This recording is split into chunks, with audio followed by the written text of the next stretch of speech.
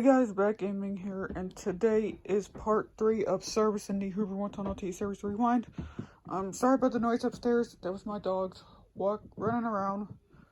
But anyway, this is part 3 of putting back together. So as y'all can see, everything's all nice and clean.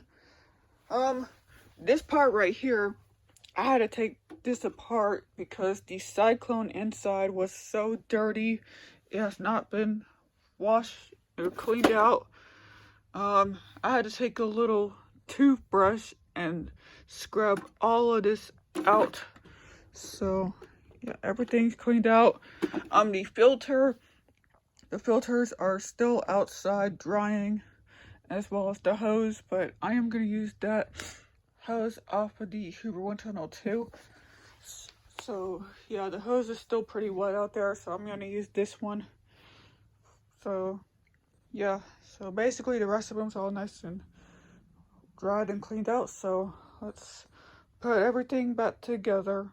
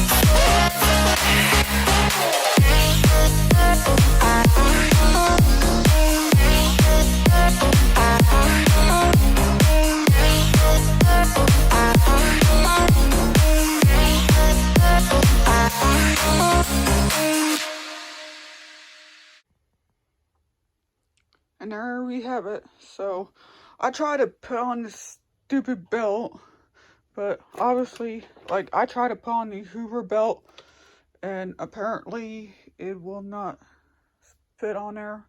So I used the Bissell belt because it's a bit longer. So yeah, these vacuums now completely clean. So like I said, these two filters are still outside, dried, as well as the hose. So yeah, but I used the other hose off of the other Hoover. So yep, so this vacuum's now complete clean. So Hope y'all enjoyed this video. So thank you guys for watching. Make sure you like, comment, subscribe, and I'll see y'all later. Peace.